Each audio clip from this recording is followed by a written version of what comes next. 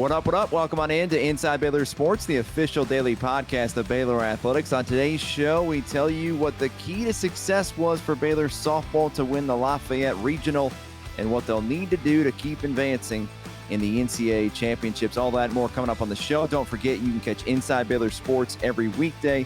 You can also watch the video version for free over at BaylorPlus.com and on the Baylor Athletics YouTube channel. Like, subscribe, rate, and review the pod.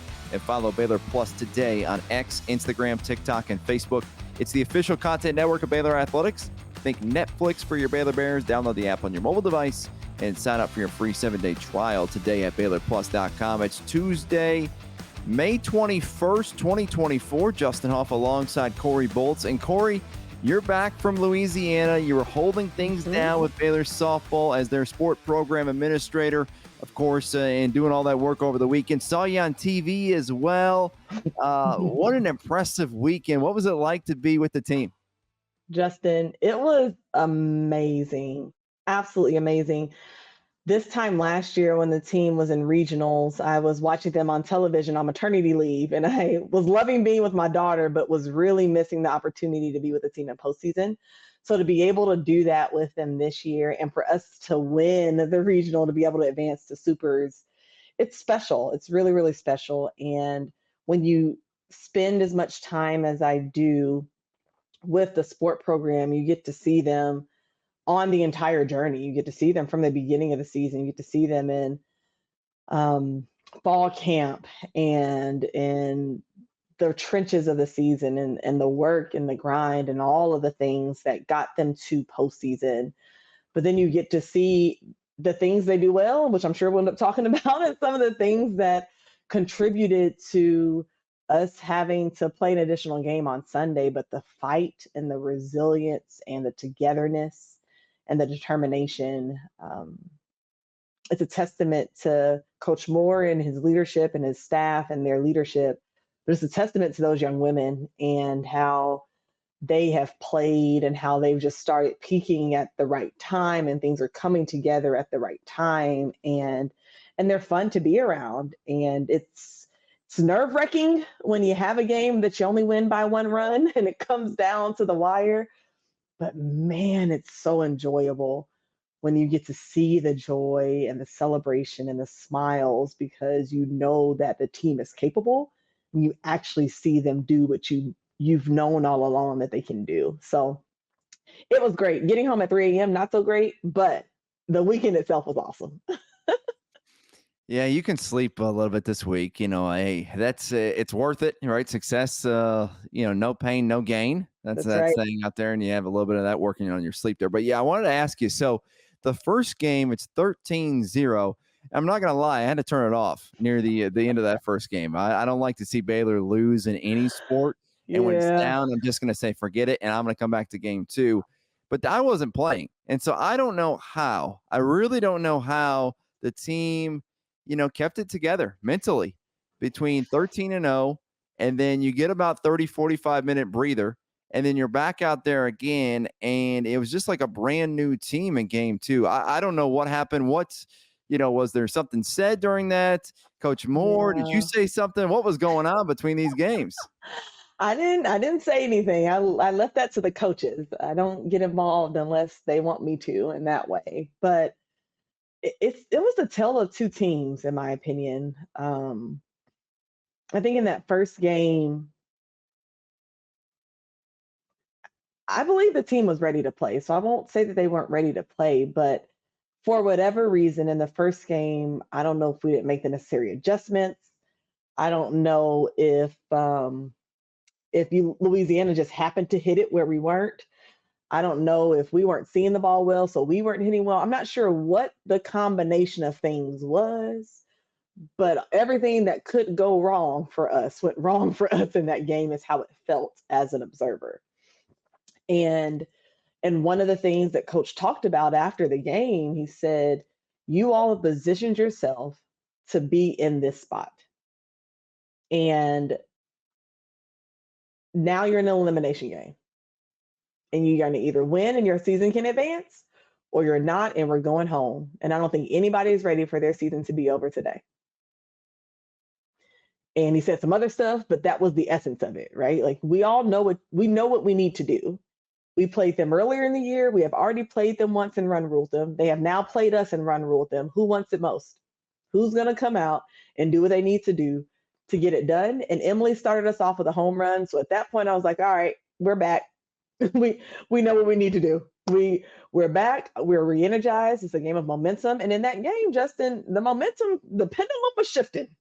The pendulum was shifting. We score, they score. We score, they score some more. And now we're down and we need to fight back. There were some momentum shifts, but there were some critical moments where you saw Riley lock in at the plate. And even though they were getting hits off of her, the defense was having her back. She only had one strike. I think she only had one strikeout that game. You're usually the stats person, Justin. But I feel like Coach Moore said she may have only had one or two strikeouts that game. So she wasn't just striking folks out. She was depending on her defense. And I think the team did a really good job of getting the hits they needed. Now, we left some folks on base. We don't love that, but getting the hits they needed, good pitching, good defense. Taylor Strain catching an amazing catch in center to, man, I don't know how that play even happened. She wanted to Homegirl make Sports catching it. Center. That's why. Literally, she said, I already made Sports Center once. Let's do it again. And it was a bang bang play. They reviewed it as they should have, and it went in our favor. But that was a pivotal point in the game of us really knowing, like, no, we can do this, and the confidence for the team to be locked in that way. I mean, it was a tale of two teams. I don't think that there was just something different about that second game. And I think part of it was the sense of urgency that they did not want the season to end on Sunday. And all of the women on that team believe that we should still be playing into the next week of competition. And that's the mindset they're going into these next 2 to 3 games, depending on how we do, with the mindset that we deserve to get to Women's College World Series, and Gainesville is just a stop that we'll have to work through to get there. But the team is very determined. But yeah, it's hard. It's hard to be in the dugout in a game where you're getting beat 13-0 and you're just trying to get it out because they put a 7 spot in one inning. You're like, good grief, can we just get out of this inning? And then from a coach's standpoint, you're trying to figure out your options, because it is no secret to anybody that we are relying on a pitching staff of 3 people. It's no secret to anybody. So from a coaching staff, how are you trying to manage that, knowing that you have another game you need to play and that one of your pitchers is playing multiple positions? So a lot goes into it. I wouldn't want to be Coach Moore, Coach Newman, Coach Hoot, Coach Megan. I wouldn't want to do any of their work because they have a lot of work cut out for them. And I was very long-winded on this answer, but I think it was a tale of 2 games. I think that last game, there was a different sense of urgency, and with that came a different sense of focus. And you saw the team that we know they can be. And they were blessed to come out on the positive end of that outcome. Had they not, I think they left it all on the field regardless. But I'm glad that they did what they needed to do to be able to advance. Yeah, it's a situation. Hey, you kind of summed it up, do or die, and what that was like in that message. And sometimes, being real and giving, hey, this is where we are, right? This is where we stand. This is what's on the line. And that's exactly what Coach Moore did. And that message was received early from Emily Hott, one of the seniors, to be able to, lift the team with a leadoff home run. I mean, that, speaks to the whole team. Like, hey, this is a brand new ball game and a new game. But, the mental side, when you're talking about sport, is strong. And I even think like volleyball, I've seen situations where you're down in a set by, let's say maybe 15-2. Well, you got some other sets. So let's maybe hold our energy a little bit, conserve a little bit. Maybe it's some load management, get to the next set or get to the next game. The same could be said for tennis, if you're down in a set there too. And you just got to play, smart. And so a situation, Baylor knew what it had to do on the day. It had 2 games to play and only needed 1 win. And so at the end of the day, 4, 5, 6 years from now, this is something that, hey, if you were there, you can tell the story.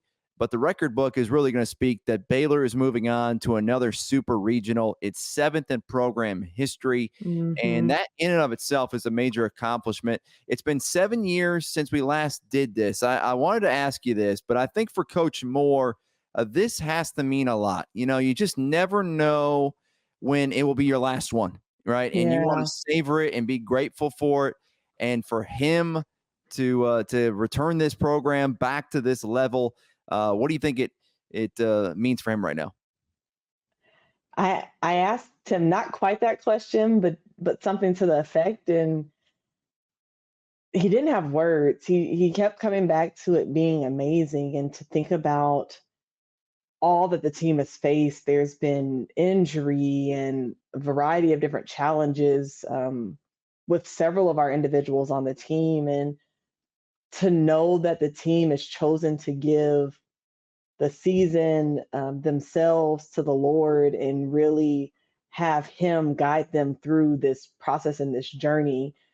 I think Coach would say it's a testament to that. It's a testament to how they have showed up, and he's just thrilled for them. He said at the beginning of the year that he felt really, really good about this team. He and I were like, man, did we get this wrong halfway through the year because of the fact that we talked about this on the pod. We started the conference season 1-8. Like, we started in a really rough spot, and it was challenging. It was hard, and Coach questioned himself on, well, did I schedule right? Did I schedule too hard? But now seeing where we are, there's a sense of accomplishment to him being the mastermind that he is as it relates to scheduling and softball, but also the work of his coaching staff to get the team prepared and how the team has navigated the year. But I also think it's just a testament to the Lord and the reality that nobody, given what we've experienced this year, I think very few would say that they anticipated we'd be here.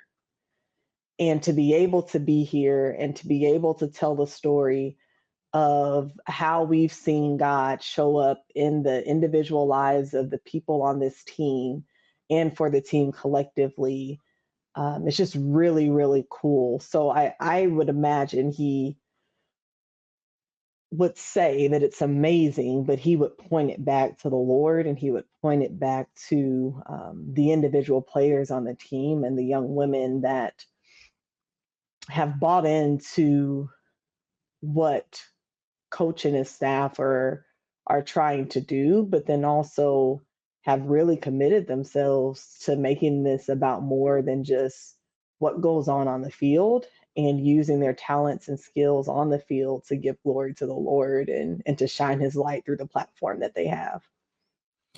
Yeah, it's been impressive to watch, and you take back to 1-8. I mean, who knows where this team's mindset was there? And in some cases too, some teams will have to hit rock bottom or near rock bottom to kind of come up, Hmm. right?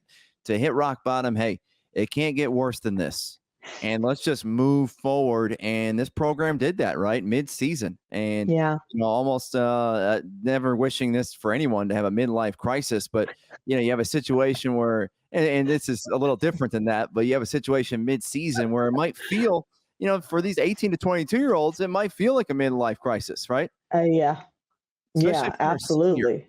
a I would. senior, and you had these thoughts about, making the College World Series, being a top 10 program back in January and February, and it's not going the way you want it, but they held on. And this shows a lot of people just that power, that culture too, and just everybody believing in each other and really trying to Hmm. support each other. Coach had talked about in the post-game press conference that, this team cuts up. They really like being around each other. It's one of those teams that Coach, Hmm.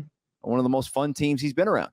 Yeah, you said a couple of things that really stuck out to me, Justin, and one of the things that I go back to, you mentioned if you're a senior at the middle of the season, you're probably like, what is really going on right now?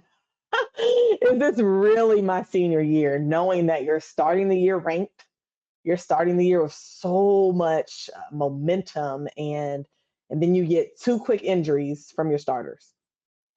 You have a pitcher that's supposed to be back that's not. You have another injury to a pitcher.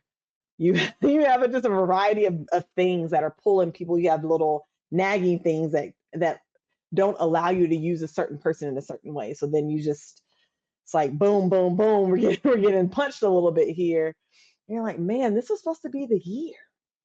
This was supposed to be the year. What's going on? But the togetherness, man, you see a lot of quotes about the fact that there's a whole lot of talented teams that don't make it very far. And then there's some teams that have some talent, but are real connected, and you see them advance. And I think that there's a lot of talent on our team. Some of our talent you do not get to see on the field because of injuries, but there's still some great pieces. And when they come together and they're playing together, that creates a lot of synergy and opportunity for success. And Sydney Coyazos mentioned something after one of our games in the press conference, and she mentioned how she tells her pitchers, whether it's Aaliyah or if it's or if it's Riley, that I'm doing whatever I can behind this plate to help you. And beyond softball, I'm doing whatever I can to make sure that you're in a good headspace as you're out here on this field. And when we get off of the field, I am here for you. Like, that is the selfless mentality of all of the women in the program. And you hear them talk about after wins or losses, it's all of us. It's not necessarily finger pointing. And I think coach has been very intentional with creating space for the team to be able to connect and to gel. And it's fun to see them enjoying each other, to the point of this being one of the teams that he's had the most fun with. It's fun to see them enjoying each other and being able to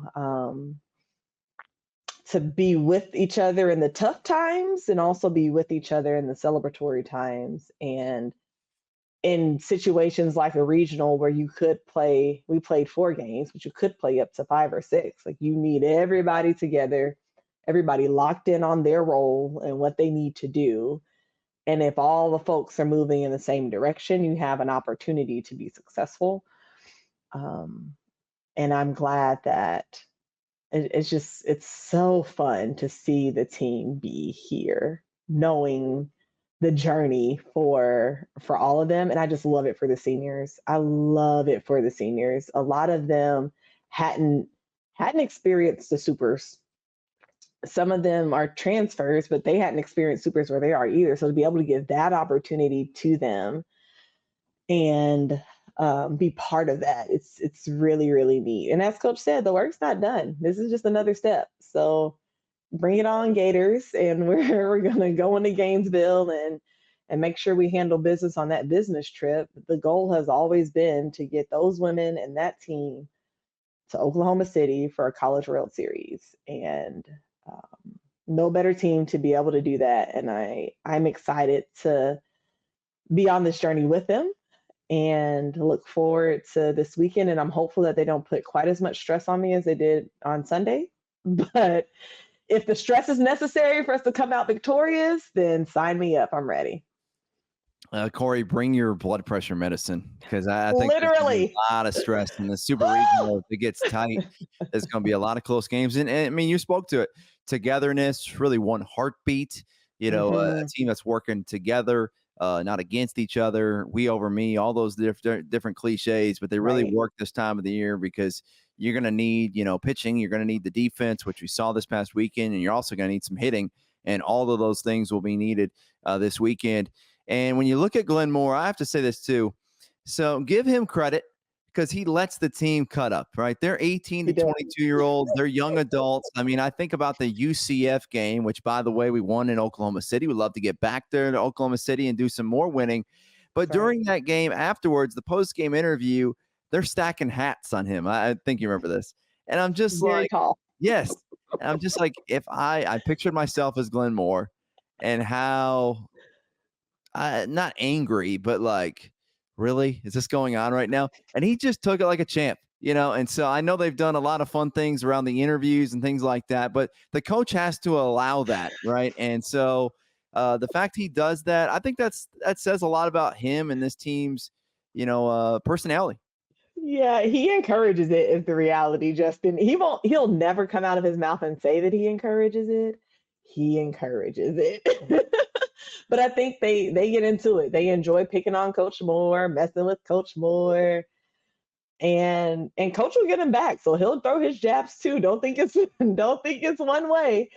He'll throw his jabs too, but it makes it fun. I mean, you're doing hard stuff and you're working through hard things, and you'll have long days and you'll have to get on them, but it also should be fun. And he talks about that a lot. You're playing the sport that you love.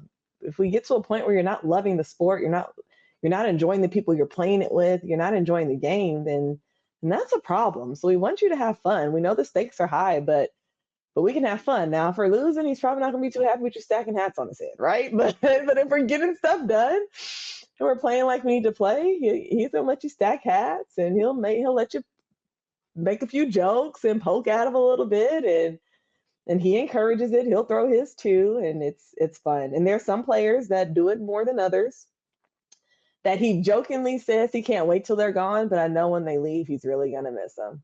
Really going to miss them.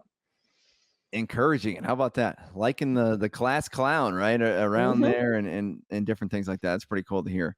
Yeah. And I went back, Cori, on this. And so I go back to 2022, right? The 2022 season was not the season we wanted.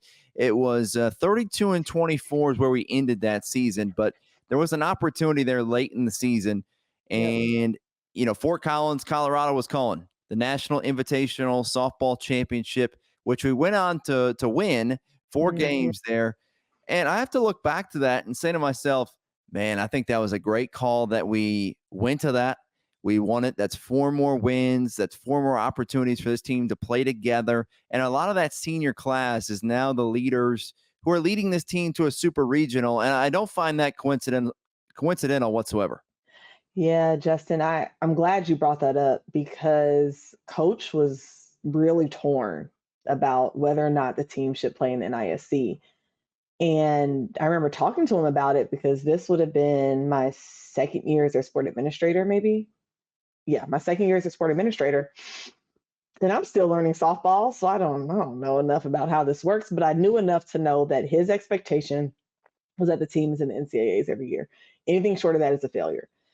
And as he's evaluating this, he's like, Cori, I don't know. He solicited feedback from a lot of our coaches, Coach Drew being one of them, and some of his other peers in the country. And he said, you know what? We have a young team. This gives us a couple more games to play. Let's just go out there and see what happens. And we could end up winning it and being one of the few teams that ends the season with a winning record. And I said, oh, let's do it. Like, sign me up. Let's go. But to your point, Justin, I think it was critical. I think the additional time to play together was huge. Because of how that tournament went, you go back to the piece of the team gelling and the connectivity and all of that. Games were delayed because of rain and weather. So we had a lot more downtime than we thought we would have, which allowed for opportunities for the team to do things together, and made some great memories with each other as we were doing that. So I think that, in combination with continuing to play, was a good foundation, next step, if you will, to what they would then do the following year and back in a regional tournament. Didn't have the outcome we desired last year, but did well nonetheless. And then you build off of that energy, like, we tasted it, so we got to at least get back, but knew that there was so much more potential for this team. And to see the grit that has happened over the last 2 years, and to your point, knowing that the group then that were your underclassmen are now your upperclassmen as we're in postseason, I do think there's something to be said about that. And I appreciated Coach's willingness to do something a little different and to try something that he believed would be a good benefit for the team. And I mean, we won it, so that was great. We love to win. But I think that some of the things that happened in that week while we were in Colorado were some good foundational pieces that we just continued to build on, both culturally and in terms of the team chemistry on the field that we're seeing products of now. Hey, if I was a player, sign me up, right? More opportunity to pad Mhm. my stats, career records, okay? And a lot of them will say they don't care, okay? But you know when they Pad your will care? stats. Corey, you know when they will care? When they're older and they have Yep, grandkids, and their and grandkids they are can point looking back back. and they'll be Mhm. like, "Man, I'm happy I went to Colorado. I got those 5 RBIs. I moved up 2 spots on that RBI list." And so those are the things they don't think about now, but one day they will. And Yeah. so, hey, I'm just really proud to be a Baylor Mhm. Bear and to watch this program, go through this season. I think it's much more than just this past weekend, right? It's a journey, but they're Yeah. playing some of their best softball right now. And I know we'll have plenty of time on the next show to talk about some travel, logistics, talk about Mhm. Florida, and talk about all that. But hey, it was a special weekend, Cori, and I'm glad you witnessed it in person. And I think you might have brought some warm weather back to Texas. It's humid out here now, and I'm guessing it was pretty daggone hot there in Louisiana. It was disgustingly hot, actually, Justin. Disgustingly hot. So much so that we had advocated for some additional shade to be added to the Louisiana visitor dugout because it was that hot outside on Sunday. So I actually would rather that the weather stay there. It sounds like what y'all had in Texas while we were down in Louisiana was a little bit better, but it's that season. Welcome to the summer. Summer's upon us, and I'm guessing Gainesville, Florida will not be any cooler. Yeah, So no. looking forward to that this weekend. That'll do it for today's edition of Inside Baylor Sports, a sport and story production. Thanks for listening. For Cori Bolts, I'm Justin Hoff. Have a great Tuesday, and stick 'em Bears.